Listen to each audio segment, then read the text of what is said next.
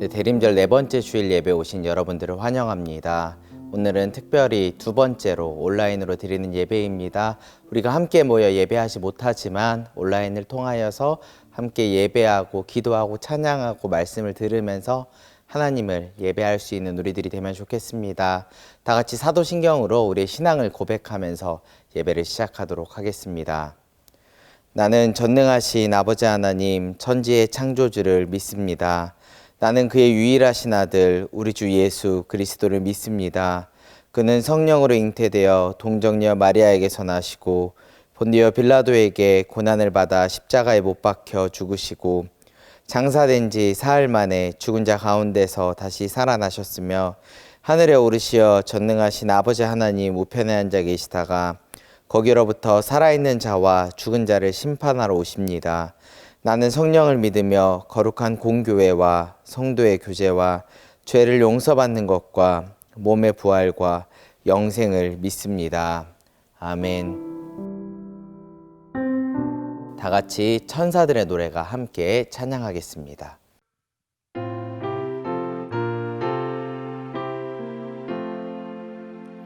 천사들의 노래가 하늘에서 들리니 산과 들이 기뻐서 메아리 쳐 울린다.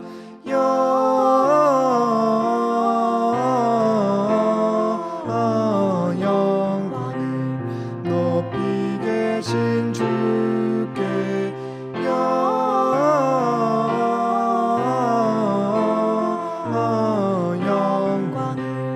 높이 계신 주님께. 한밤중에 목자들 양떼들을 지킬 때 아름다운 노래가 정하게 들린다.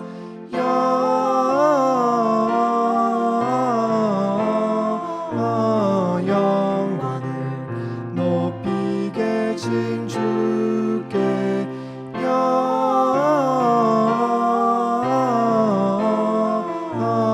영광을 높이 계신 주님께.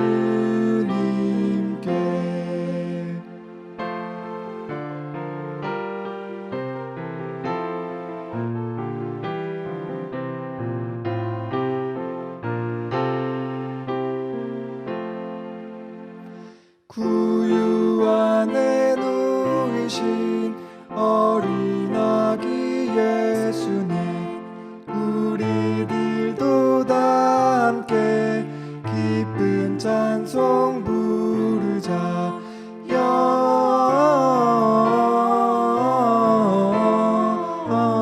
영광을 높이 계신 주께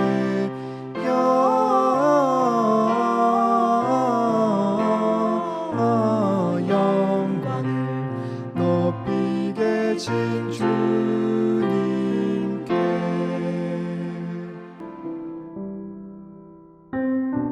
다 같이 기도드리겠습니다. 사랑의 아버지 하나님 감사합니다. 지난 한 주간도 하나님의 은혜 안에서 우리를 지켜주시고 주일을 맞이하여 이 예배의 시간을 기억하고 하나님께 예배하게 하시니 너무나 감사합니다. 이 시간 우리가 함께 모일 수 없지만 우리가 온 마음과 온 정성을 다하여서 예배할 수 있도록 도와주시고 하나님만 생각하고 하나님만 높여드리는 예배를 드릴 수 있는 우리 모두가 될 수 있도록 주님 도와주옵소서. 감사합니다. 예수님 이름으로 기도합니다. 아멘.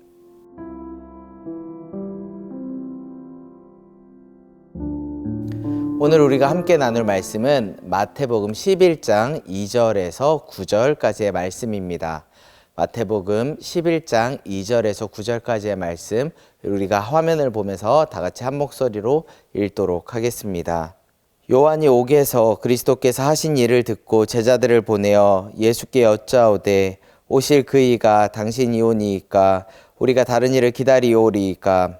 예수께서 대답하여 이르시되 너희가 가서 듣고 보는 것을 요한에게 알리되 맹인이 보며 못 걷는 사람이 걸으며 나병 환자가 깨끗함을 받으며 못 듣는 자가 들으며 죽은 자가 살아나며 가난한 자에게 복음이 전파된다 하라.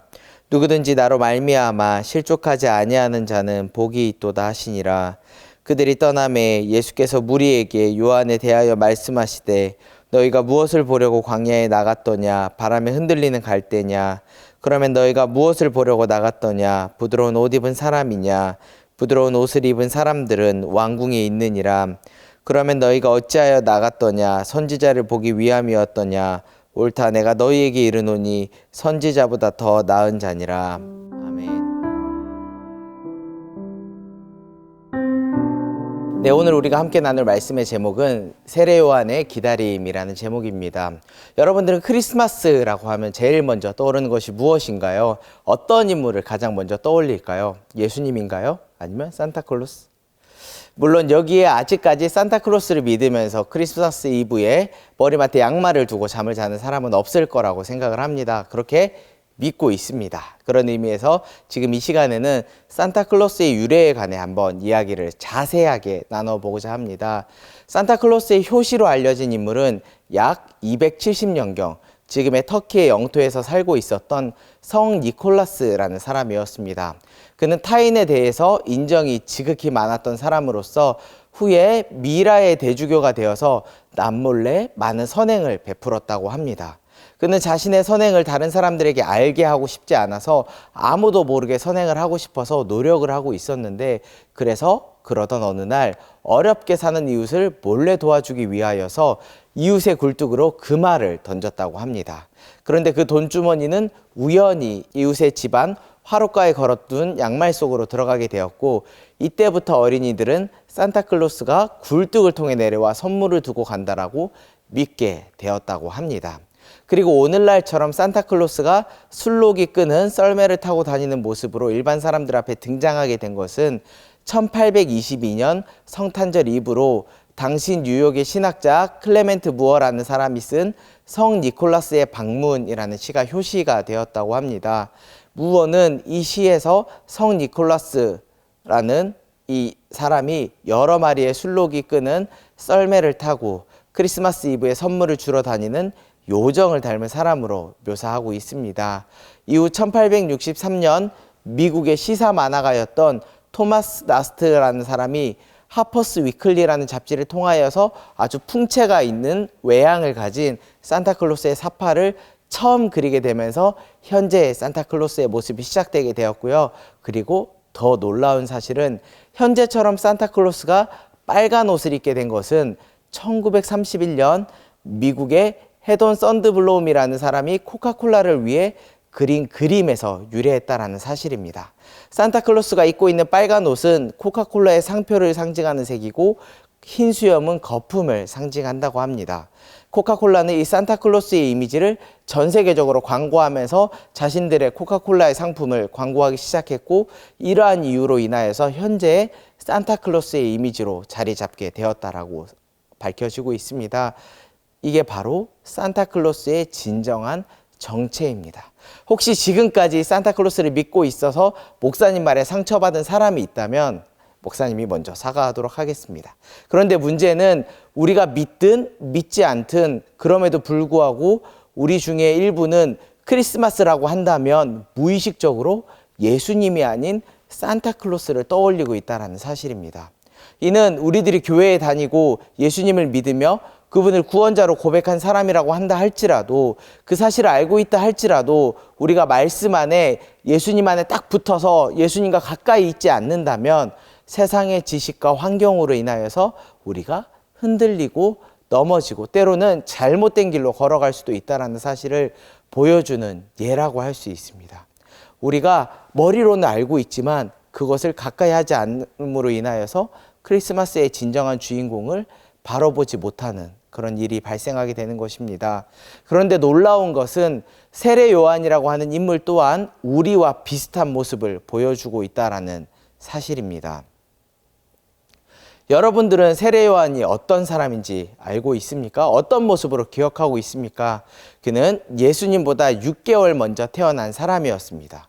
또한 성경에 등장하는 최후의 나시린으로서 광야에 나가서 낙타털로 만든 옷을 입고 메뚜기와 석청을 먹으면서 예언자의 삶을 살고 있었던 사람이었습니다. 그는 이렇게 외치고 다녔습니다. 마태복음 3장 2절의 말씀입니다. 회개하라, 천국이 가까이 왔느니라 하였으니. 이런 그를 향해 사람들은 광야에 외치는 자의 소리라고 불렀습니다. 왜냐하면 그는 광야에서 회개하라고, 천국이 가까이 왔다고 선포하는 일을 감당하고 있는 사람이었기 때문입니다. 그리고 놀랍게도 그는 이사야라는 선지자를 통하여서 구약시대 때 이미 예언된 사람이었습니다. 마태복음 3장 3절의 말씀입니다. 그는 선지자 이사야를 통하여 말씀하신 자라. 일러스되 광야에 외치는 자의 소리가 있어 이르되 너희는 주의 길을 준비하라. 그가 오실 길을 곧게 하라 하였느니라. 그는 예수님이 오실 길을 준비하던 사람이었고 예수님으로부터 여인이 낳은 자 중에 가장 큰 자라는 칭찬을 받은 사람이었습니다. 그런데 그런 그가 오늘 본문에서 예수님께 이렇게 질문을 하고 있습니다. 11장 3절의 말씀입니다. 예수께 여짜오되 오실 그이가 당신이 오니이까 우리가 다른 일을 기다리오리이까. 이 당시 세례 요한은 분봉왕 헤롯 안디바의 불법 결혼을 책망하다가 옥에 갇혀 있는 상황이었습니다. 그는 옥중에서 자신의 제자들을 예수님께 보내어서 그가 과연 메시아인지를 질문하는 일을 하였습니다. 질문의 요지는 이런 거였습니다. 예수님, 당신이 구약에서 오리라고 약속한 그 예언된 메시아가 맞냐고. 내가 하나님을 위해 일하고 있는데 그 선한 일을 하다 지금 옥에 갇혀 있는데 당신이 참 메시아라면, 만약에 당신이 구약에 예언된 메시아가 맞다면 지금 왜 가만히 있냐고, 무언가 행동으로 보여줘야 하는 거 아니냐고, 이제 나를 그만 구해주고 우리 함께 이스라엘을 위해 일해야 되지 않겠냐라고 예수님께 이야기를 하고 있는 것입니다. 세례 요한이 3절과 같은 질문을 하는 이유는 바로 요한이 가지고 있었던 메시아에 관한 관점이 예수님과 달랐기 때문입니다. 세례 요한은 한때 예수님을 메시아라고 확신했습니다. 하지만 자신이 이해하고 생각하고 있던 심판자의 모습을 보여주지 않는 예수님의 모습에 자신의 확신이 흔들리기 시작한 겁니다. 세례 요한의 이러한 메시아관은 당시에 이스라엘 백성이 가지고 있던 메시아관과 비슷한 메시아관이었습니다. 당시에 이스라엘 백성들은 메시아가 이 땅에 오게 된다면 심판자로서 로마를 벌하고 이스라엘을 회복시키고 다시 다윗의 왕국의 영광을 재현할 것이라고 기대하고 기다리고 있었습니다. 하지만 예수님의 모습은 그들의 상상과는 다른 모습이었습니다. 더욱이 요한 자신을 가둔 폭군 헤롯에게 심판이 내려지지 않을 뿐 아니라 여전히 자신은 감옥에 갇혀 있었습니다. 예수님은 심판이 아닌 구원을 선포하고 계셨기 때문입니다. 이러한 모습으로 인해 요한은 그동안 확신하지 못했던 오해 섞인 질문을 예수님께 던지고 있는 겁니다. 이런 요한에 대해 예수님은 4절과 6절에서 그의 잘못된 메시아관을 고쳐주고 계십니다. 6절에 실족하지라는 단어가 등장하고 있습니다. 이 실족하지라는 단어의 원어는 스칸달리스테라는 말로써 걸림돌이 되다라는 뜻을 가진 말입니다. 이 말이 어떤 용법으로 쓰였냐면 가정법, 부정가고 수동태라는 의미로 쓰였는데, 이것을 종합하면 그렇기에 이 말을 제대로 이해하기 위해서 우리가 다시 한 번 더 살펴본다면 어떤 장애물 때문에 예수님의 메시아로서의 정체성을 의심하고 불신하게 된다라는 것을 의미하는 것입니다. 이 당시 요한과 이스라엘 백성들이 예수님을 메시아로 보는데 장애물이 된 것은 메시아를 심판자로 보았던 그들의 메시아관이었습니다. 즉 예수님이 요한이나 이스라엘 사람들이 기대하던 메시아, 즉 당장 가시적으로 불의를 척결하고 죄인들을 심판하고 로마로부터 자기들을 구원해내고 고난받는 의인을 고통에서 건져내는 메시아가 아니었기에 그것이 걸림돌이 되어서 예수님의 메시아 되심을 확신하지 못하고 있었던 것입니다. 그래서 예수님은 그에게 실족하지 아니하는 자는 복이 있다고, 너희 잘못된 메시아관으로 인하여서 예수님께서 메시아임을 의심하지 않는 자만이 하나님 나라의 백성으로서 진정한 복을 누릴 수 있게 될 것이라고 말씀을 해주고 계십니다. 예수님은 세례 요한을 향하여서 그가 메시아에 대해서 이제까지 생각한 것들을 잘 살펴보고 또한 성경의 예언이 그에게 어떻게 성취되었는지를 잘 간파하여 예수님을 바로 이해하고 믿으라고 촉구하고 있는 겁니다. 세례 요한은 예수님을 기다리는 사람이었습니다. 그것도 예수님이 오실 길을 곧게 하기 위하여서, 그분의 길을 준비하기 위하여서 광야에서 외치던 사람이었습니다. 낙타털로 만든 옷을 입고 메뚜기와 석청을 먹으며 살아가던 사람이었습니다. 그런데 그런 세례 요한조차도 자신들의 지식과 이해관계만 연결시켜서 성경을 올바로 해석하지 못하는 오류를 범하고 있었습니다. 그래서 그는 잘못된 메시아관을 가지게 되었고, 그로 인하여서 메시아로 오신 예수님을 믿었지만, 알고 있었지만 동시에 또다시 흔들리고 말았습니다. 그래서 3절과 같은 질문을 하고 있는 것입니다. 예수께 여짜오되 오실 그이가 당신 요원이이까 우리가 다른 이를 기다리오리이까 라고 말입니다. 중고등부 친구들, 오늘 세례 요한의 이야기는 예수님의 다시 오심을 기다리고 있는 우리에게 중요한 사실을 알려주고 있습니다. 그것은 바로 우리가 하나님의 말씀 안에 예수님께 딱 붙어 있지 않는다면, 우리가 아무리 노력하고 애쓴다 할지라도 잘못된 길로 걸어갈 수도 있다는 사실입니다. 잘못된 방향으로 나아가며 예수님이 원하지 않는 삶을 살아갈 수 있다는 사실입니다. 마치 우리가 크리스마스라고 한다면 예수님이 우리를 위해 이 땅에 탄생한 사건을 기념하는 날이라는 사실을 알고 있지만, 그럼에도 불구하고 그것보다 먼저 산타클로스와 파티를 떠올리는 것처럼 말입니다. 우리에게 구원을 선물로 주러 오신 그 예수님을 마치 램프의 요정 지니처럼 생각하고 기도하고 또 실망하고 있는 것처럼 말입니다. 어느덧 대림절 4번째 주가 되었습니다.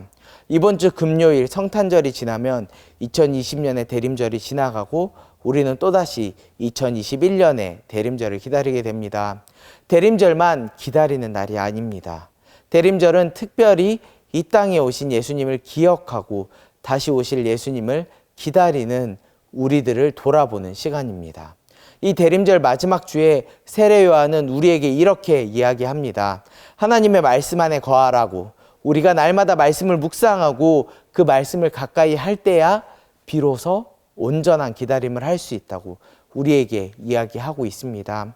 우리에게 주어진 매일의 삶 속에서 늘 말씀을 가까이 하며 온전한 방향과 모습으로 기다리며 나아가는 저와 여러분들이 되기를 주님의 이름으로 축원합니다. 이 시간은 말씀을 기억하면서 다 같이 함께 찬양을 하고 싶은데요. 참 반가운 성도요라는 찬양을 함께 찬양하면서 오늘의 말씀을 기억하는 시간을 가지도록 하겠습니다.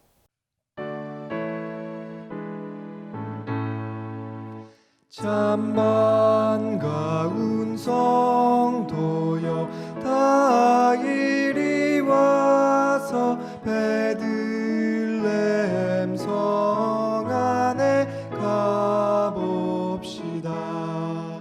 저 구유에 누이신 아기를 보고 엎드려 절하세 엎드려 절하세 엎드려 절하세 구주나셨네.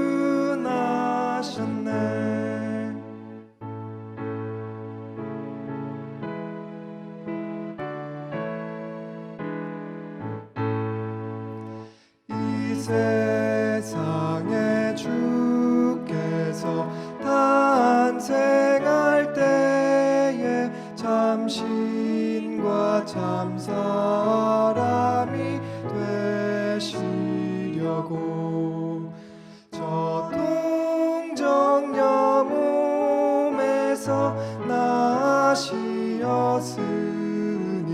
엎드려 절하세 엎드려 절하세 엎드려 절하세 구주 나셨네.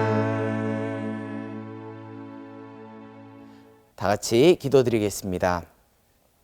사랑의 아버지 하나님, 대림절 4번째 주일입니다. 오늘 대림절 4번째 주일을 맞이하여서 세례 요한의 기다림을 살펴보며 기다리는 우리들의 모습을 점검하는 시간을 가졌습니다. 우리가 날마다 말씀을 묵상하고 매일의 삶 속에서 하나님을 가까이 하고 예수님께 붙어 있으므로 우리가 온전한 기다림으로 주님이 원하시는 그 삶을 이 땅 가운데 살아낼 수 있는 저희 모두가 될 수 있도록 주님 도와주옵소서. 감사합니다. 예수님 이름으로 기도합니다. 아멘. 다 같이 축도로 오늘의 예배를 마치도록 하겠습니다. 지금은 우리 주 예수 그리스도의 은혜와 아버지 하나님의 무한하신 사랑하심과 성령님의 교통하심이 대림절 4번째 주일을 맞이하여 함께 예배하며 세례 요한의 기다림을 묵상하는 우리들 모두에게 이제로부터 영원까지 함께 하시기를 간절히 축원하옵나이다. 아멘. 네, 이것으로 대림절 4번째 주일 예배를 마쳤습니다.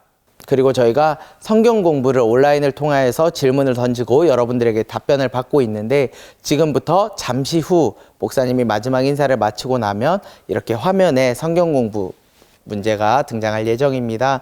그 문제를 보시고 고등부는 저에게 그리고 우리 중등부 친구들은 정예준 목사님에게 답변을 보내주시면 우리가 정성껏 선물을 보내드리도록 하겠습니다.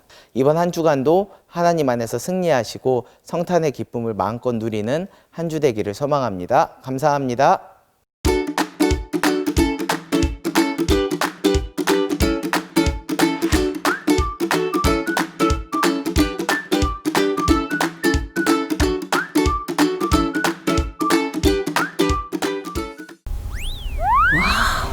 전사님, 이게 다 뭐예요? 전사님, 소식 못 들으셨어요? 12월 24일 8시 성탄인데 놀면 뭐하니? 있잖아요. 아, 성탄인데 놀면 뭐하니? 근데 성탄인데 놀면 뭐하니? 이게 뭐예요? 모르세요? 그럼 지금부터 알아볼까요? 성탄을 축하하는 많은 공약, 율동, 온라인 콰이어, CCD, 크리스마스 이야기, 교사 코너까지. 그리고 즐거운 레크레이션에서 선물이 팡팡!